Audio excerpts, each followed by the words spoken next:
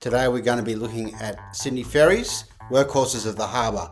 A bit of a history of Sydney's much loved ferry services. Thanks.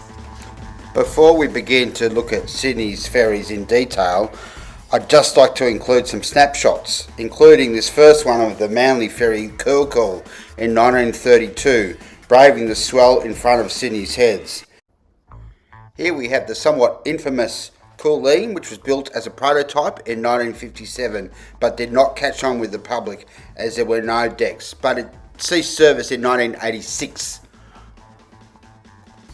Here is the Sydney Hydrofoil, which began service in 1967. Also pretty cool in 1971. They actually cut the time travelling between Manly and Circular Quay to 15 minutes as opposed to 30 minutes for the ferry, although they could not operate in any sort of a swell between the heads. But they stayed in service till the 1980s. We'll move on now to look at the early days of Sydney's ferries, and in particular we'll be looking at a vessel that earned the nickname the Lump.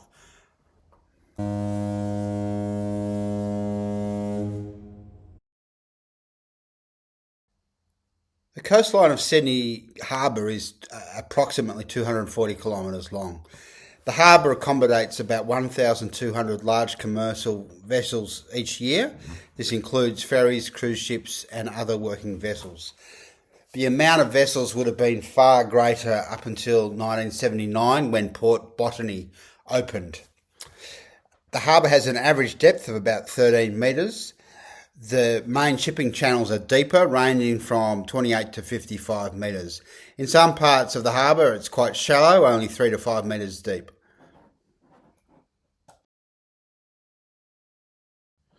First Nations people have been living around Sydney Harbour for at least 30,000 years. The people crisscrossed the harbour via canoes or ngawi for fishing and collecting shellfish. They lived in a variety of shelters, including bark and sandstone rock shelters, moving seasonally to hunt, fish and gather food from both the land and the sea. Their life was supported by a deep cultural and spiritual connection to the land. One evidence for which is the many rock engravings you can still see around Sydney Harbour. The first ferry used by the British following their arrival in 1788 at the place they named Sydney Cove, Warrane, to the Gadigal First Nations, was the Rose Hill Packet. It was the first ship built in Sydney Cove and transported convicts, passengers and freight along the Parramatta River to Rose Hill. Even though the Rosebow Packet was fitted out as a sailing ship, it was often referred to as the Lump, I think rather unfairly, due to its large, barge-like shape. It was Judge Advocate David Collins who cast the first slur when he said from the quantity of wood used in her construction, she appeared to be a mere bed of timber. When launched, was named by the convict the Rose Hill Packet, but was generally known as the Lump. Its main function was to move freight. The Rose Hill Packet could also be called Australia's first ferry, although it often took a week to make the return trip between Sydney Cove and Rose Hill. The unlovely Lump was soon joined by other more agile government vessels, which, as the colony started to acquire a normal economic life, began operating a regular service, charging fares for passengers and freight like any other shipping line or ferry.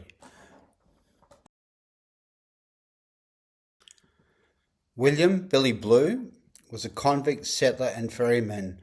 Was born possibly in Jamaica or possibly in New York City around 1767. In 1796 he was living at Deptford in London and working as a chocolate maker.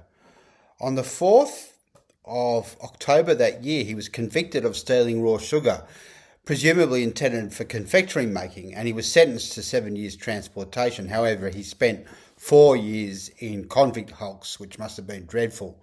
He was transported to Botany Bay in Minorca and he reached Sydney in December 1801, with less than 2 years of his sentence left to serve.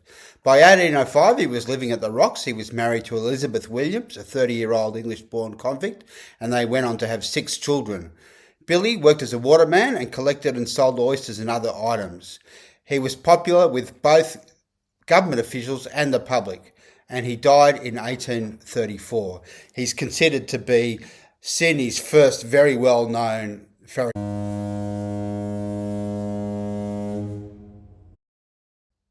By the 1840s, there were a number of ferry services in operation. In 1861, the North Shore Ferry Company came into being and went on to become one of the biggest ferry companies in Sydney, and is often credited for accelerating the development on the North Shore of Sydney. Here in this picture, we can see from the 1865 the paddle steamer Adelaide, which was the Parramatta River Steam Company's main ferry.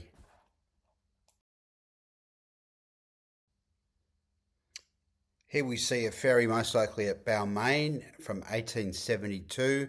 It always amazes me just how close the East Balmain wharf is to the city. It's sort of so close, and you can see why ferry companies began from that point in time.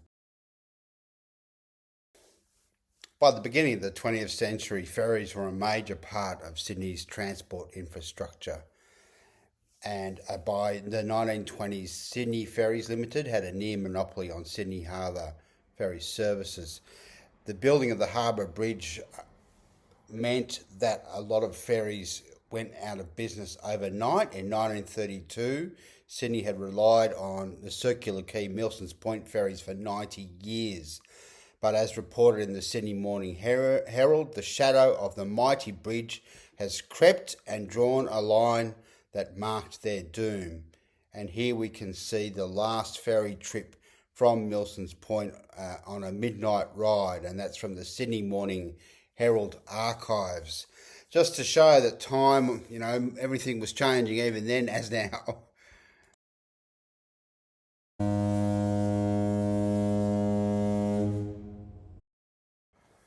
So we'll talk a bit about Manly Ferries, probably Sydney's very best known ferries, and they're 7 miles from Sydney and 1,000 miles from Care, which was an early sort of motto or saying that was introduced by the Manly Ferry Company. And here we can see the South Stane, which operated from 1938 to 1974. Restored in the 1980s, she served as a restaurant ship in Newcastle in the 1990s.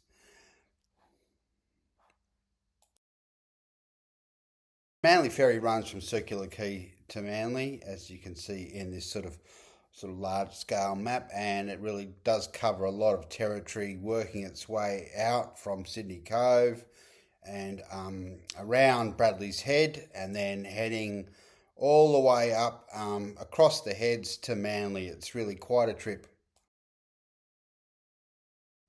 An activity that seems to be a perennial favourite with Sydney teenagers in particular is to get on a Manly ferry when the sea's a bit rough crossing the heads and enjoy themselves on the whole.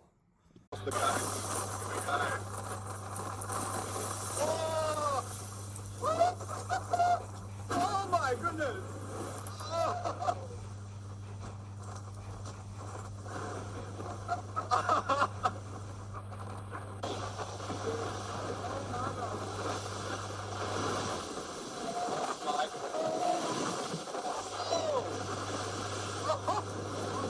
Oh my goodness!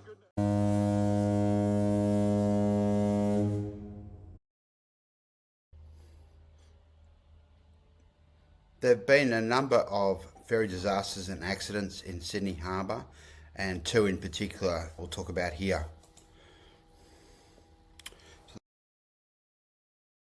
The first was the Greycliffe disaster in 1927, when a ferry, the Greycliffe, on its way from Circular Quay to Watson's Bay, was basically sunk when it ran into the bows or collided with the passenger liner, the Tahiti.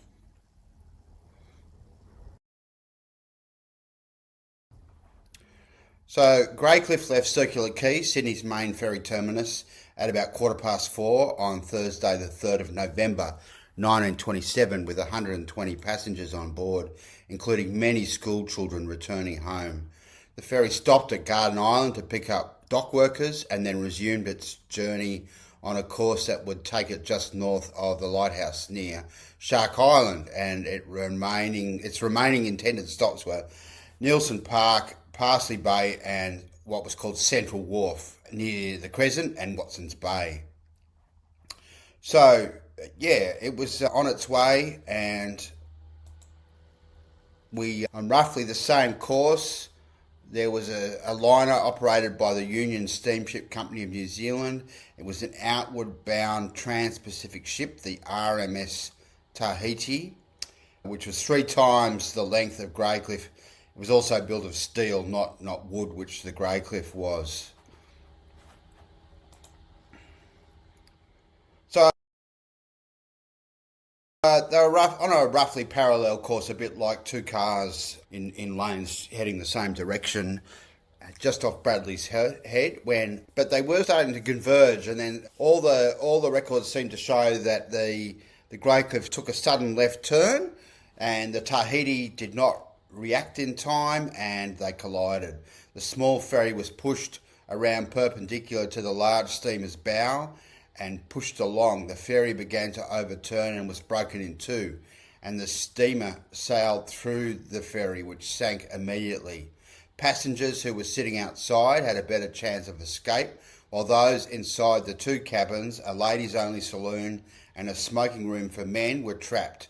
A number of other boats on the harbour witnessed the collision and rescued survivors from the water. So it was a very traumatic and horrible accident.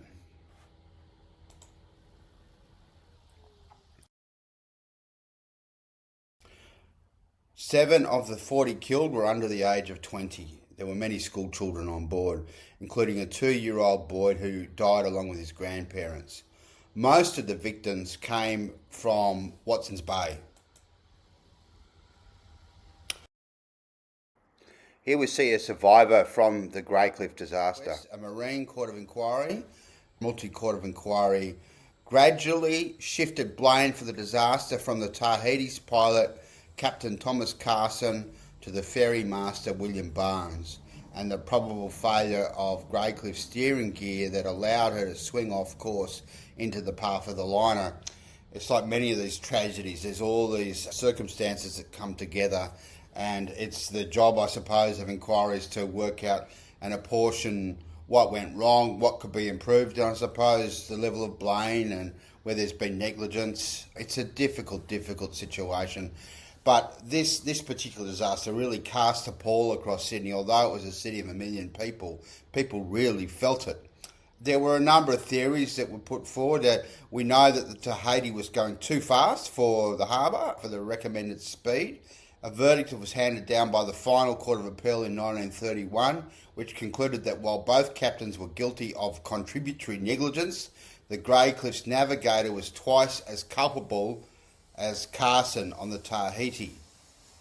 The various inquiries had difficulty obtaining evidence between voyages of the Tahiti, and on one occasion an embarrassing clash of the courts took place.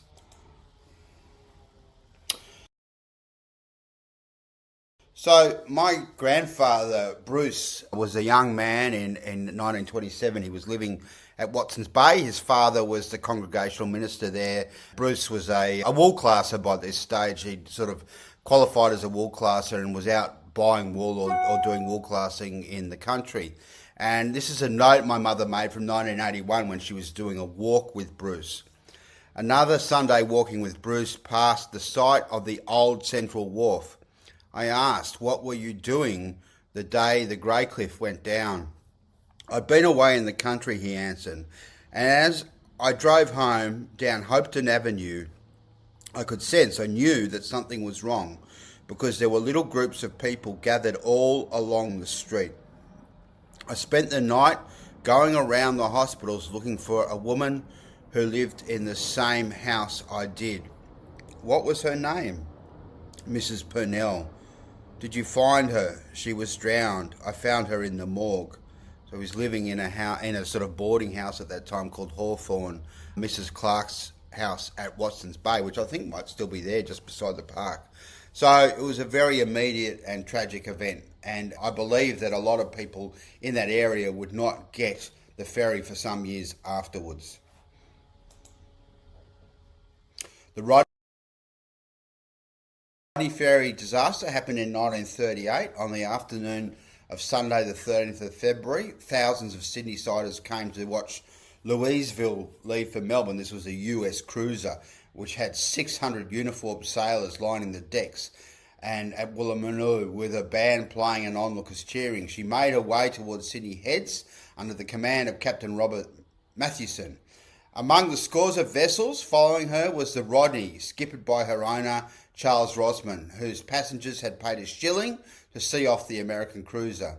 Rodney had 150 passengers on board. You can see the photo of Rodney here, taken just immediately before the disaster. Less than its total licence limit, seems like an awful lot, I have to say, of 211.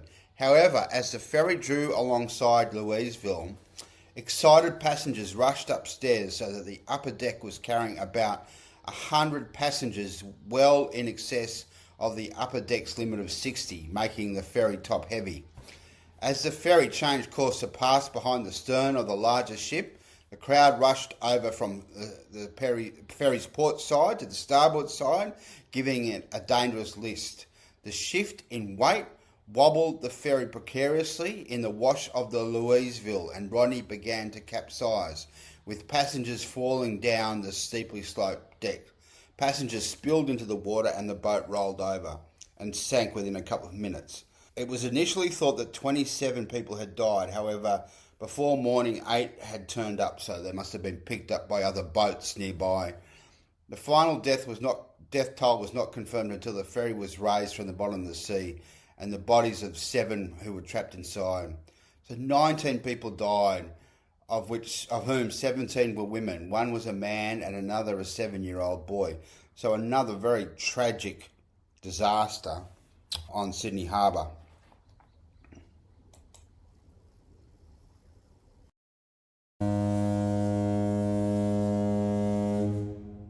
The tragic drowning of Joe Lynch happened in the 1920s, and he was part of the bohemian scene at the time that had developed in Sydney post World War One. And this is drinking and partying played a big part in the lives of many journalists and cartoonists in the 1920s. Nothing new about that in Sydney, I guess.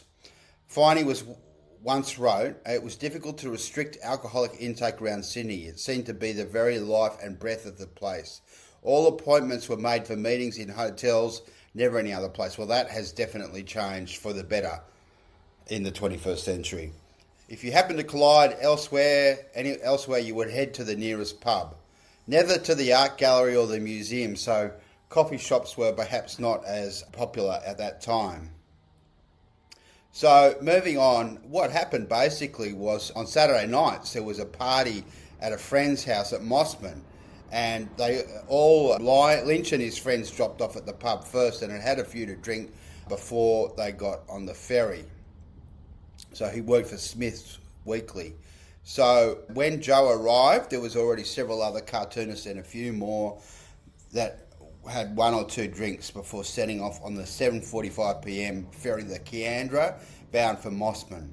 Everyone was loaded with bottles of grog, and apparently Joe Lynch had some in his greatcoat, and he was leaning against the rail near Fort Denison. He just disappeared over the side. So very tragic loss. He was a young man, and he's actually the subject of Kenneth Slessor's poem Five Bells, which was written, I think, in 1939. Something triggered Slessor's memory about Joe Lynch, which led to the poem being written. There have been many staff working on the ferry over time, captain and crew.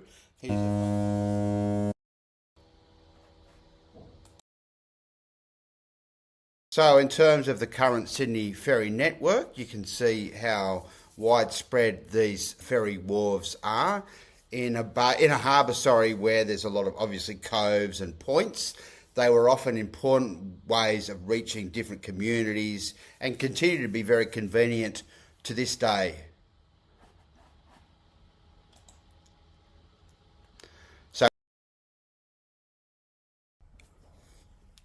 late running commuters have been known to jump from wharves to ferries in order to catch a ferry just as it's leaving. As we can see in this picture from Pics 1940, I suspect that this particular photo might have been staged.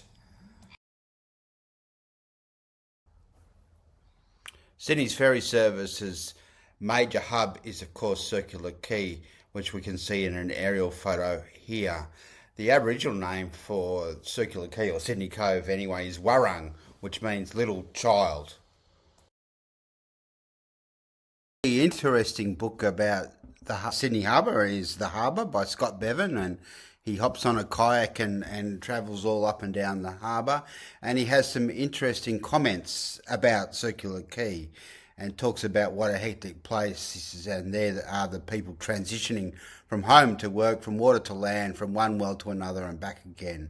And it is always a slightly disorientating labyrinth walk around the quay, being jostled by rushing commuters parrying around tourist groups. Faces in all their wonderful diversity form and drift away as you move through the crowd. And I think that's very accurate. If you hop off at Circular Quay, there's a lot of people heading left, right, centre, tourists, people transitioning between buses, trams, as in light rail trams, and the train, of course. So it's a busy place. It'd be quite amazing to get on at Circular Quay and just take a breather on the ferry and relax and start to look at the water. And then if you come to a wharf such as Old Cremorne, you're really landing in quite a tranquil spot. Some other examples to say, if you landed at the end at Birchgrove Point, I think it's called, at the end of Louise Street, it's a very nice quiet reserve and just a pleasant walk back up the street there. And there's a number of wharves like that are really quite secluded and a bit of a nice place to go on a sunny day to have a picnic or whatever.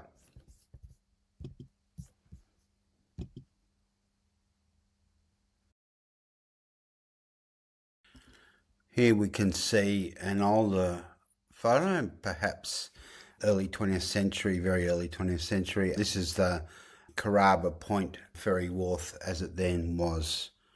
Here is a ferry wharf familiar to me, Cremorne Point, where I used to catch the ferry sometimes as a child, and actually when I went into university, because I lived in Cremorne, and my parents and family generally used it a bit. Even though we lived in North Cremorne on the other side of Military Road, my parents had a sort of a tradition of getting in the ferry into the city quite often. And this is from the 1950s, late 1950s. You can see the tram there, of course, removed in the 1960s to be replaced by a bus that met the ferry and continues to do so to this day. And there was a newsagent or a shop just there next to the wharf, but that is now just closed up. The building is still there, or some of the building, but there's no shop there.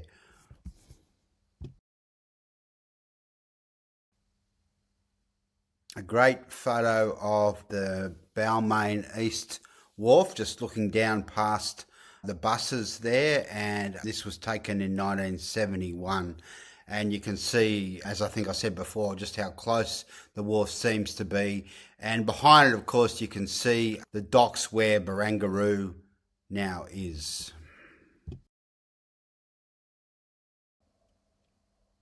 Watson's Bay, originally the location of the Sydney Ferry pilots and a fishing village. Now, of course, a very well-to-do, extremely well-to-do area and a very beautiful area, and a nice, pleasant location where you can go and just go to Doyle's or go to other restaurants, cafes in the area, or just do a walk, go down to the beach.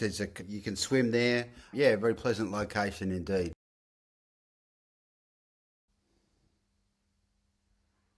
Here we have Taronga Zoo Ferry Wharf, or Athol Wharf, and this is another pleasant ride across the harbour and lands right at the bottom of the zoo, and you can walk up the hill. They are looking to rebuild the cable car that was running for many years, stopped a few years ago.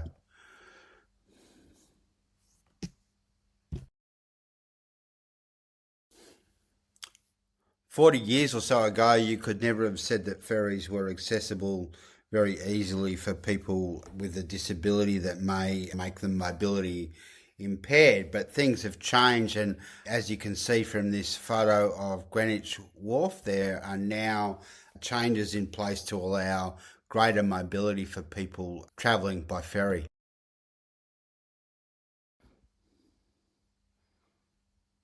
Here we have the Parramatta Wharf, right on the edge of the Parramatta CBD, and as you can probably see there, there's a weir just above it, so that's the last navigatable point essentially. And I think from memory, at low tide, the ferries actually stop just the wharf before, which is Meadowbank, and you just do a short bus trip up to Parramatta. Sail and oar, Sydney's very first ferries used wind and human power before steam became available. Then we had paddle steamers by the mid-19th century. They were quite well established in the harbour. This was followed by coal-fired steam. These became the standard with the introduction of double-ended propeller-driven ferries. These were quite early innovators of the double-ended propeller-driven ferries, allowed for a much faster turnaround time once they'd come into a wharf. Then we had oil-fired steam. Later steam engines were converted from coal to oil diesel. And so in the 1930s to the 1950s, many existing ferries were converted to diesel, and new diesel-powered ferries were built. And we're basically essentially still using diesel today.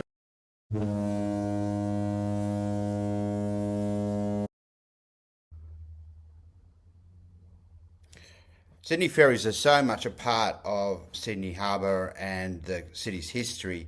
They're also a part of our culture, and here we see a couple of paintings in particular: Arthur Streeton, McMahon's Point, Sydney, 1890, and Peter Kingster's Full Moon High Tide from 2008.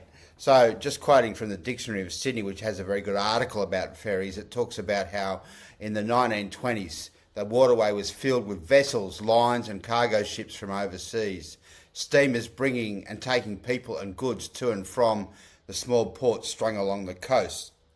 There were local schooners and skiffs and the fleet of ferries that serviced the harbour. These last watercraft were the means by which the northern and southern shores were connected before the Sydney Harbour Bridge.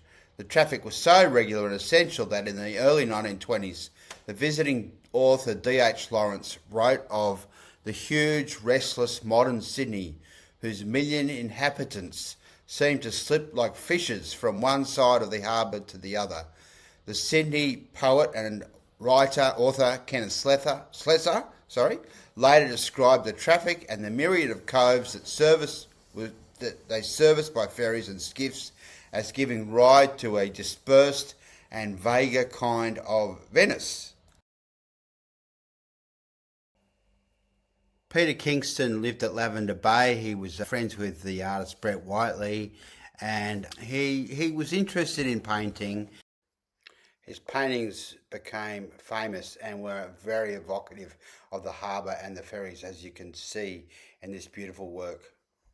See him painting the Sydney Harbour Ferry. This is another painting of a ferry, very atmospheric, called A Memory of Sydney. This is a painting by the artist Nick Hollow, who does a lot of these pastel, very nice paintings of the harbour, and we can just see the quintessential Manly Ferry coming in there to Manly Ferry just on the left, and it's a nice view down of that very quite sort of narrow peninsula. So in terms of the future, there's a long-term plan to replace all Sydney Harbour ferries, including the iconic freshwater fleet, with zero-emission electric or hydrogen-powered vessels by 2036.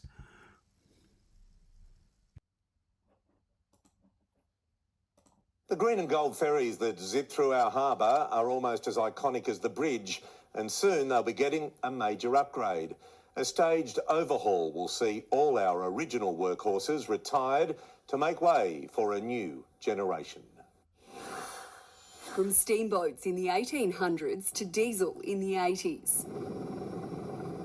Our ferries are a part of Sydney Harbour's DNA, and the next generation is coming soon. Our future plan, our future ferry fleet will be emissions-free and they will also be freshwater-like. 9 News can reveal that electric or hydrogen ferries will replace the freshwater class on the Manly run by the end of the decade. Local companies are engaging with us right now to develop this future emissions-free ferry fleet. The London Red buses, which were iconic to London, they're now electric, but you wouldn't know it. They still look exactly the same. And we're proposing that the same thing happen here. And in the same way, Legacy will inspire their future. It'll still be the grand old Manly Ferry. It'll just be more efficient. A few references that you might find useful are included here. The online dictionary of Sydney, although it was archived in 2021, is still on live and is an excellent resource for all things Sydney. The National Film and Sound Archive holds many excellent videos and audio collections as part of our history, including history of the Sydney ferries. So that's just a few there. Thank you very much for watching. Here's a final picture of a ferry, and this is a photograph by Max de Payne. Passengers alighting at Circular Quay, 1938. Have a good day.